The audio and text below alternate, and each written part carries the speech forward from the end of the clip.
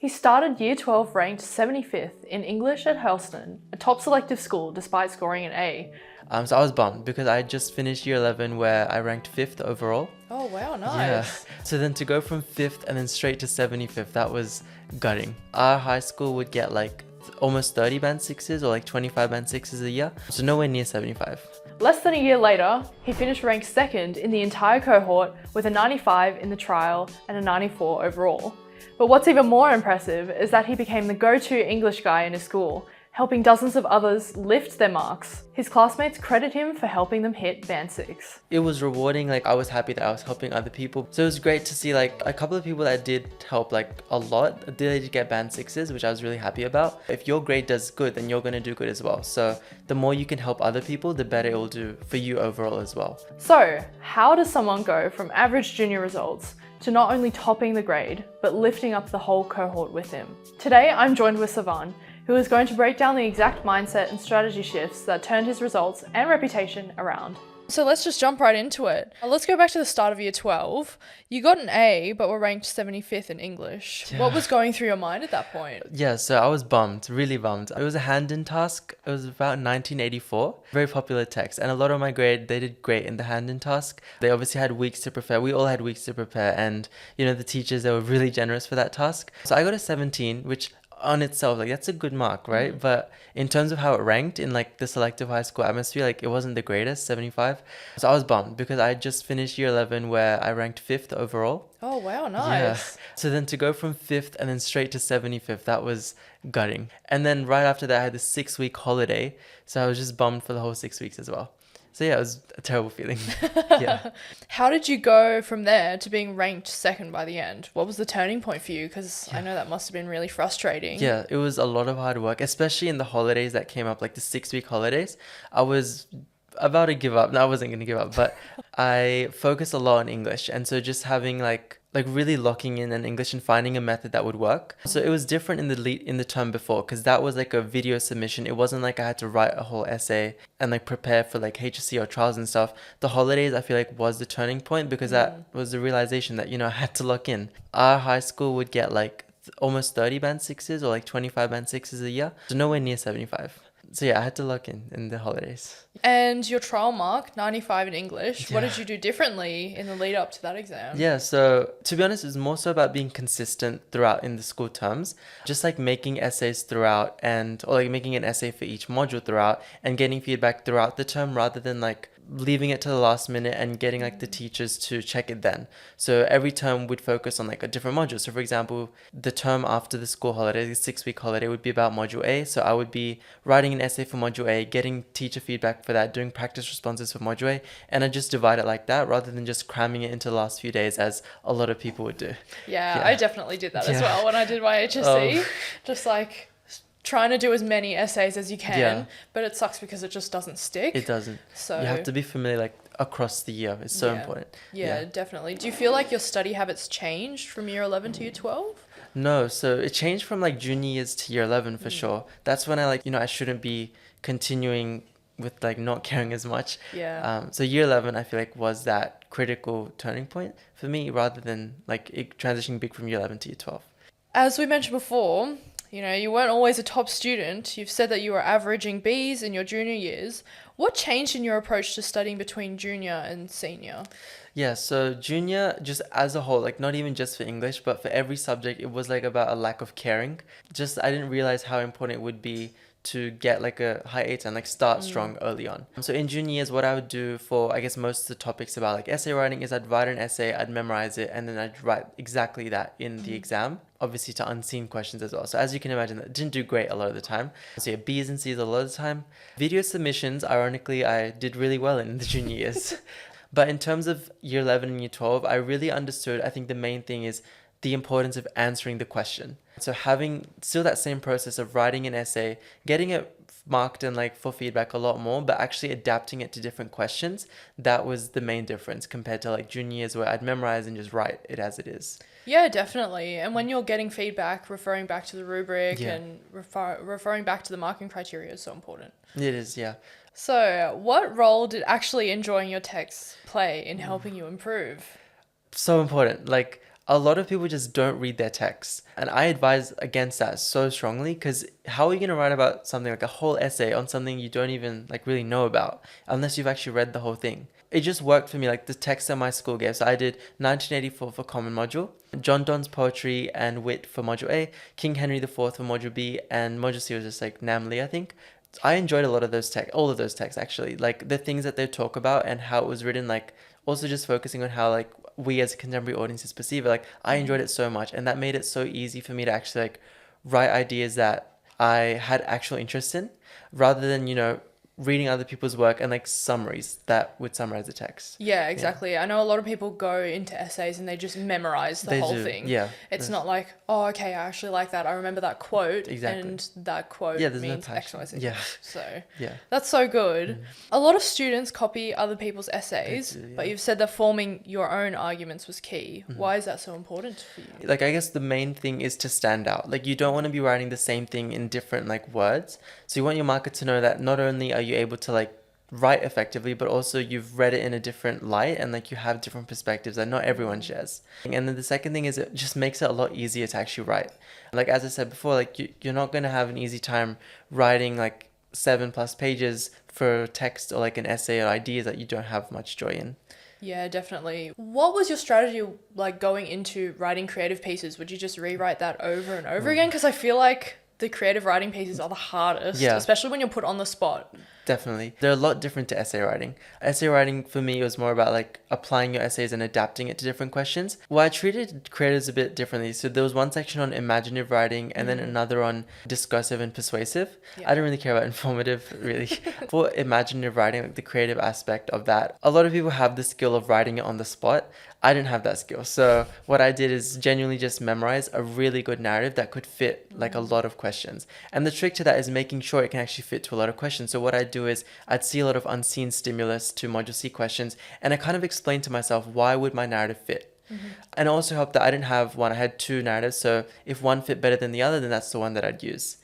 Yeah. That's so good. Do you have an example that you would like to share? Yeah. One of the ones I wrote about, it was focusing about the disconnect between a father and two different sons. So one of the sons he was highly like favor, and the other one felt really neglected. And so when this kind of tragedy happened, the younger son got all the blame. And so he's just still suffering from that. The long-term effects of that, like the long-term effects of filial disconnect is what I'd mentioned in my reflective writing.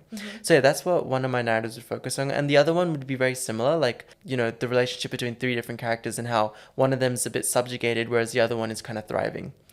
So that's for creative writing. Like I just memorize and write. I didn't have that skill of adapting. In terms of discursive and persuasive writing though, it did help that I did things like debating. And so those prompts, they're very similar. Like last year's the HSC was about, I think, using technology or reverting to like a more standardized traditional life. That's something you definitely see in like a debating round. So it did help. What I do for discursive and persuasive writing is I treat it as like, you know, a normal introduction. And then your body paragraphs is more about like your two sides. So I do side A was agreeing with the stimulus and side B was like disagreeing, and then link it all back to in conclusion. And throughout, just make sure like using rhetoric, using features that I've acquired from debating and public speaking activities as well. So it's a very different approach for those different types of forms. Yeah, that's so good.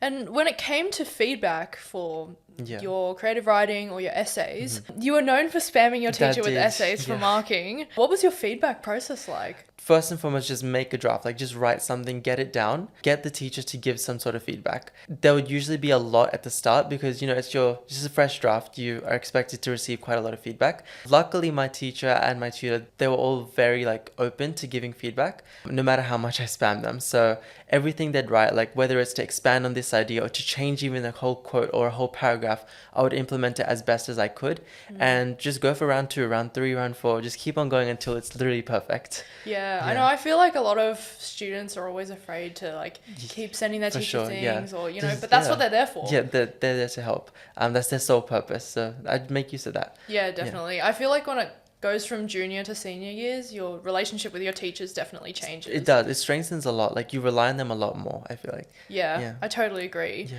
So you mentioned your drafts that you'd make. Yep. How did redrafting every week shape your improvement? I guess it just get better each time. The more it got better, like the more I'd be able to not only like empathize with those ideas, like I would agree with them a lot more, the more they'd be reshaped.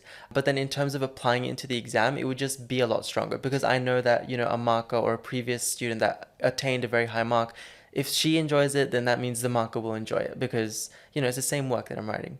Yeah, true. That's actually a really good point. I never really thought of it that way because I feel like everyone's just trying to smash the essay out as much as they can, and they're just like, okay, I don't want to look at it anymore without actually thinking what the marker, exactly, you know, if they enjoy it or, you know, how they reflect on it as well. So what did you look for in your feedback, and how did you know when a piece was done? Right. So what I looked for was genuinely just every comment that was given. Most of them would focus on like how I could expand on an idea. So I would get my ideas from like other people's work or like critical readings, but I'd reinterpret them. And so when you try and make like a really fresh idea that, you know, not many people have done, that is going to require a lot of redrafting. So not only like how to like reword it, but also like adding on new perspectives that my teachers would give and my tutors would give. Just implementing that in itself would strengthen the response as a whole. Because if you're just writing what you write, that's great and all, but you want to include as many perspectives as you can. So that's what I look for, like brand new perspectives. And how would I know when it's done? Just when they're like, yep, this is good to go. So I would literally get feedback until it gets to that point.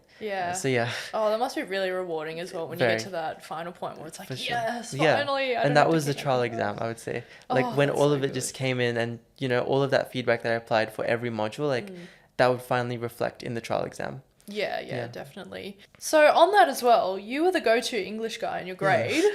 What made you want to start marking other people's work and answering their questions? I feel like you kind of answered this as well with perspectives and how important it is to like learn more about other people's work as well. That's definitely one thing, like getting more perspectives, it helps everyone. Like you can never go wrong by reading a new perspective and just seeing how someone else writes as well. Like that's something that helped a lot because then I would want to implement that as well if it's doing great. Another thing is just like as a whole, this is not English specific, but if your grade does good, then you're going to do good as well. So the more you can help other people, the better it will do for you overall as well. So those two factors combined, like it was very rewarding, although time consuming to read all those essays. Yeah, but it's good as well. Like I think even reading other pieces of literature as well definitely helps you broaden your horizons. Like do you have any favorite books? Favorite books? I didn't read outside of the text that my English, like I was doing for English Advanced. But in terms of those, my favorite would have been John Donne and Wit. Like those two texts combined, like not separately but combined, were my favorite throughout all the modules. Why would you say that? They're very conceptual, which not like usually I wouldn't like conceptual, like overly conceptual, but seeing how that like transcends from a 17th century into like a 21st context, that was so amazing to see. Like the values, they truly do stand from time to time. And another thing is just that the ideas they discuss, like death and morality, is very interesting because obviously like a lot of us haven't been in that sort of situation. So kind of seeing how that could be through a literature point of view is so interesting to me. Yeah. Oh, that's so good. And like we were mentioning before, it just helps memorize everything so much. Yeah. What did you learn by reading and marking your peers' essays? So the main thing I'd gain is the brand new perspectives. I would be reading it as if I'm like a marker, to be honest. So I would like not only just critique like the way that they're writing, but also try and like, you know, help them get their ideas more fleshed out as my teachers would do for mine. I was kind of taking on that role. And so what I'd take from their work is, you know, brand new perspectives that weren't always developed, but they were there. So I could possibly expand on that in my own work as well. Obviously, I'd let them do it because it's their ideas. But if I wanted to throw bits and pieces there into my essay, then that's something I'd do as well. Yeah. That's so good. Everyone will just benefit from it as well. Do you have any advice for people who are a bit shy to share their work? Yeah, just do it. Like there's no way around it. Start with your teachers and tutors. Like they're not just like there if you need it, but they want you to do better. So you may as well just use that. Yeah, even if you want like peer feedback, that could also be a great starting point because you're more comfortable with your friends, right? So that could also be a great starting point. But just do it. Like time's running out, just get to it. Yeah, definitely. I agree as well. I also heard that you created a shared doc for the whole grade. Oh yeah, I did. Why do you think so many people benefited from that? So this was after trials, obviously, after all our final exams are done. So we need everyone to do well in the HSC. That shared doc, it put all of my like main essays that I would adapt to questions and all my creative pieces. If I'm being honest, I think our trial average was like, it was either 67 or 77. Oh, wow. Yeah, so it wasn't the greatest. And obviously we wanted to be a lot higher for the HSC. I don't know what it actually ended up being, but hopefully it was higher. But that doc in particular, like reflecting from trials, like they clearly Like a lot of people were not on top of it for the modules. And so that doc, it helped them get the new ideas to see how like an effective response would write, and just they could implement those things into their own responses. So it helped because they were able to see like, and another student from my grade did this as well, but it helped what like high performing students would do as well. The doc was full of past or like sample responses from you guys doing trials, and it was the highest scoring. Kind of. It was like, so me and the rank one, we had our own doc. So for each of them, it was just our base essay. Right. So for each of the modules, and then for our creative, it's just like what we'd write for our narratives. Yeah. Oh, cool. Yeah. That's so good. It's so good that you guys shared that with the rest of the cohort. It helped a lot. Yeah, I know. I feel like sometimes it's like, oh, I just want to get the best grade, and then you just think about yourself when exactly. in reality, everyone gets the shared mark. For the HSC, it's like gatekeeping is not an option. Oh, yeah, 100%. Yeah, like you have to share. So what was your strategy going into paper 1 and paper 2? Did you rehearse full essays or adapt on the spot? So I would have memorized my base essays and then practice a lot of adapting questions prior to the exam. Definitely do not last minute. Like that's the main thing I would focus on. In terms of paper 1, so there's obviously that short answer and then essay section. So I think it's 45 minutes and then 45 minutes. I would try and aim for like 40 minutes of short answer and then the rest just for the essay, including planning for the essay. Short answer is something you can definitely like smash out like really quickly. So that was like my approach for paper 1, and like breaking down that question with a few minutes as well. Like you have that time because paper 1 you get like 90 minutes, so that's 45 for each response, whereas paper 2 you get 40 minutes for each. And paper 2 is like, I feel like a lot harder as well. So you have module A, B, and C all in one. If it was the same for each module, I would use each base essay and like adapt for each module. For mod C, obviously just, if it's a narrative, I just write what I know. And that helped a lot. So module C, I could write like, I could get out in like 30 minutes max. And that gave me more time for module A and module B. So using that reading time and like really knowing what my time distribution was, that helped so much in the grand scheme of things. Yeah, definitely. I can imagine, because when it gets like down to those last 10 minutes, you start freaking out. It's so bad. And you're just writing and it's just like, oh, just get it Life done. or death, Yeah, literally. I know we did talk about this a little bit before. How much did you rely on memorization? Don't do that. I did that. Versus conceptual prep and practice.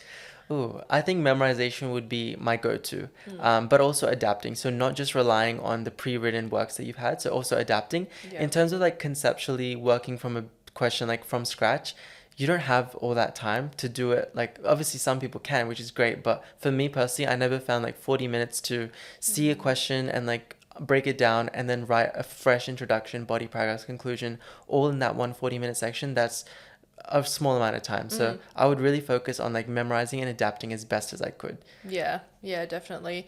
In our year, I graduated 2018. Yeah. I'm so old. Our theme was identity and belonging. Right. Well, when I did standard English, our text was the sapphires. So I remember writing that and I just memorized the entire thing. Wow. And I was like, okay, let's hope that the question that they fits. asked me, it fits. But it didn't. So it made me realize how important that adapting is and being able to change your essay to the question. Exactly. So it's so important. Yeah, definitely. It's like the first thing your marker will think is, did they answer the question? Exactly. Instead of just copy and pasting what you've done and what you've practiced over and over again. What were your intros like? Did you have a go-to structure or opening strategy? Generally go-to structure. So first sentence, I try to keep conceptual. Like I wouldn't even really name the text. I'd just say like a broad statement that answers the question. So that would be my thesis statement. And then my second sentence, I try to introduce the text with context. For module A, obviously you have the two different texts. So module A was a bit different, but this is for common module and module B. So you have that thesis statement and then you introduce your text with the context. And then one sentence each for each of your arguments. So if you're doing 3 body paragraphs, which most people do, then you have one sentence that briefly outlines each argument in relation to the question. So every sentence, I would say, has to link to the question. Like even in that second one, when you're introducing your text, like link that to the question in some way. So those would be my 3 next sentences, like introduce an argument, and then have like one sentence that kind of ties everything together and focuses on, how is the audience positioned in relation to the question. So yeah. Yeah, cool. Yeah. Okay, let's move a little bit away from essay writing, but let's break this down by module. Okay. How did you tackle a common module? Okay, so common module, I had 1984 as my prescribed text. That was, I feel like, the hardest module for me in particular because a lot of people, they do that text, and so it's hard to stand out. Like, you really want to include like that's true. niche ideas that, you know, most people wouldn't have. The themes that I had for 1984, they are common, like the themes in itself. I think it was control over like a population, love and relationships, and then the third one's about rebellion. So those themes, like holistically, they are pretty similar to what most people would write about, but the quotes and the analysis within that, like, you try to keep it distinct. And so that's how I do the essay part of 1984, like really just trying to stand out. That'd be my main focus. For the short answer section, I would just do as much practice as I could beforehand. It's something that it's really simple to get like a high mark in. It's a lot easier to do well in short answer compared to your essays. So that would be like very straightforward and not conceptual, really. Like, a lot of people that give statements and like sentences that don't really answer the question, but I would just keep it like a direct topic sentence that answers the question, and then do your N-1 quotes techniques and everything. Just make sure every single sentence really ties to that question.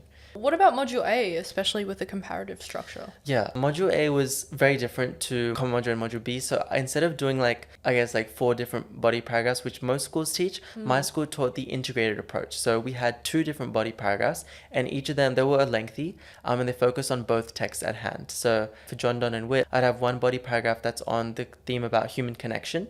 And so that body paragraph would talk both about what John Donne and what Margaret Edson did in their text. I do an A-B structure. So one quote from Donne, Wit, Donne, and then Wit, and that really shows the textual conversation happening at hand, rather than doing it as like a divided approach where you'd have a whole paragraph on one text and then a whole paragraph on another 4 times. That I feel like isn't as effective. Obviously you can do great, but I personally found like it's easy to talk about the conversation if you're doing that A-B structure with an integrated approach. Just like as a whole, try and include those key rubric terms like mirror, collide, and align. Those 3 work with any quote. Like, when you're doing that integrated approach, you can really throw in those rubric terms really easily.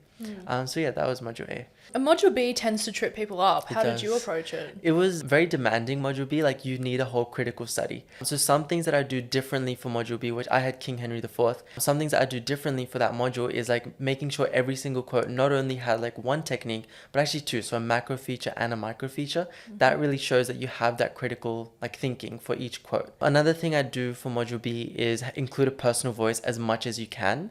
And so what I do there is include words like powerfully or skillfully, or Shakespeare masterfully did this, he effectively did that. Really try to throw those words in, and just like statements that reflect your personal voice. Because for Module B in particular, like that phrase, personal voice, like that is in the statement. You really have to like stand out in that particular response. And I found out from my teacher that Module B was in the HSC, the one that I got the highest mark on. Oh, nice. Yeah, so yeah. That's awesome. Must have been so satisfying to see It that was, result. because that's Shakespeare as well. I was really struggling with that one. Oh, really? Why? Yeah. Again, like, it's just really demanding. Like, it wanted you to have that whole critical approach while still managing like all the essays components, and then also like reading Shakespeare's texts.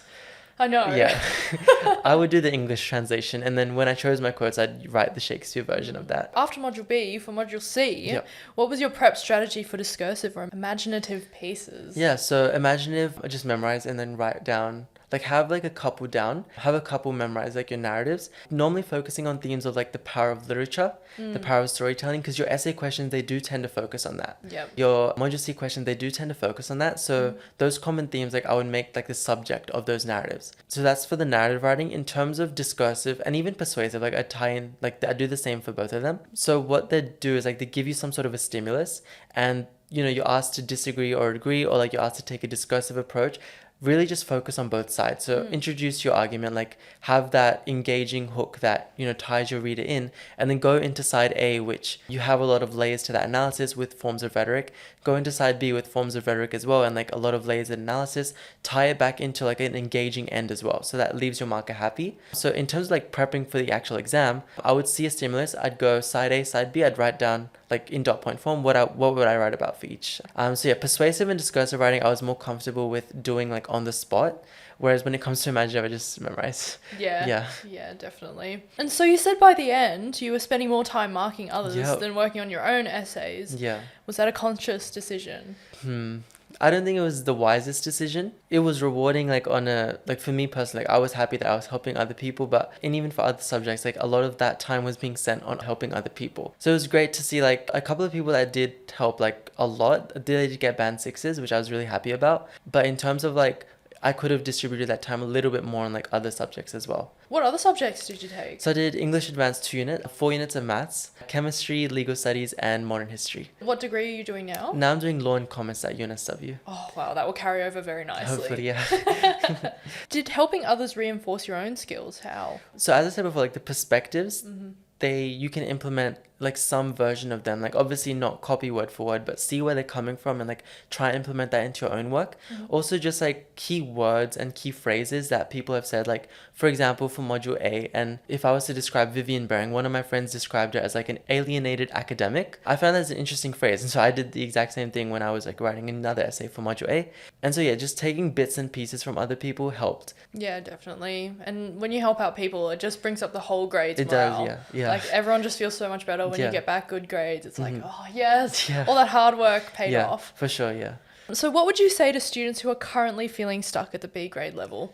Find what works for you. Like for me in particular, which I've been emphasizing throughout, like memorize and adapt. But if you're someone that can, make up narratives on the spot, make up essays on the spot, do that. Because you can probably answer the question like that much better. Find out what works for you, but don't just rely on yourself. There are people around you that really want to help, whether that's a tutor, whether that's a teacher, whether that's Excel HSC Copilot as well, like using these features that like you can make use of as well. But not just that, I would say the people around you, they might not be the most attentive in class. I wasn't the most attentive in class, but you all have ideas. So share those ideas with each other. You can't be harmed from sharing ideas. Like it only benefits each other as well. So start like with the people around you, and then, get a little bit more comfortable with making use of other people in like getting their feedback as well. Yeah, definitely. Well, thank you so much for your time. No worries. And those answers were all awesome, Thank you so and I'm much. sure that everyone will be able to benefit from that I as hope well. so. I remember going into the HSC and just freaking out because it's like, oh, this is the be all end all. And when I go into the exam, like that's the end. It's the end, yeah. But like when you go in it together, it helps so much. And when you get advice from other people and people that have been through it before, it just helps so much. So helpful. Yeah. It's like, it's not just you on this journey. Like you can have other people helping you as well, and they'd be willing to help you. So why not make use of that? Yeah, Yeah. 100%.